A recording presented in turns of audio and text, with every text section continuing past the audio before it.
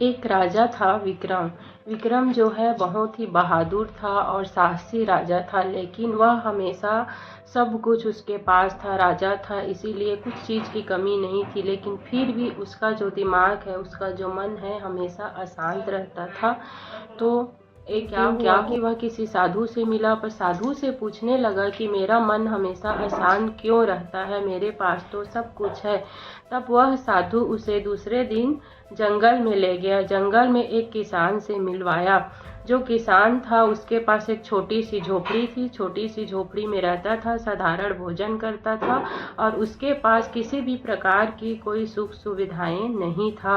जब राजा उनको देखा तो एकदम आश्चर्यचकित हो गया कि यह इतनी कम सुविधाओं में कैसे खुश रह सकता है। जब उस किसान से मिला तो वह एकदम बहुत खुश था, बहुत आनंदित था और एक साधारण जो है दाल चावल सब्जी भोजन कर रहा था। तब उस किसान ने राजा से कहा कि जी महाराज, जहाँ जितना इंसान को मिल रहा है, जो मिल रहा है उसी में इंसान को खुश रहना चाहिए, यही हमारी शांति का कारण है। क्योंकि हम जितना ज़्यादा अपनी चाहते रखते हैं, जितना ज़्यादा हमारी इच्छाएं होती है, तो वो हमारा दुख का कारण बनता है। इसीलिए जो हमारे पास है हम उसी में ही एकदम आनंद रहते हैं, खुश रहते हैं। ऐसे करके साधु ने महाराज से, राजा विक्रम से कहा। तो राजा विक्रम जो है एकदम चुप हो गया।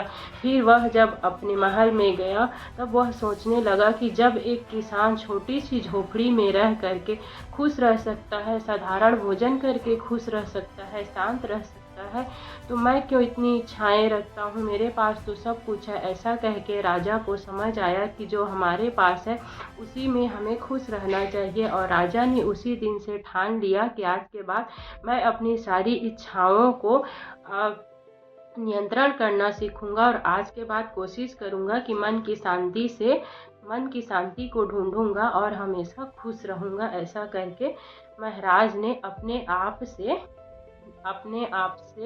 वादा किया। तो फ्रेंड, आपको यह कहानी कैसी लगी ज़रूर बताइएगा। और साथ ही साथ इस कहानी का सारांश यही है कि इंसान के पास जो चीज़ है उसी में खुश रहना चाहिए और जो है उसी का आनंद उठाना चाहिए। क्योंकि इच्छाएं कभी किसी की ख़त्म नहीं होती है। जितना हम चाहते रखेंगे उतना ही हमारे पास और इच्छाएं चाहते आने लगेंगे। तो इसीलिए जो हमारे पास है वही आप पर्याप्त है, ऐसा सोच के हमेशा खुश रहना चाहिए। राधे राधे।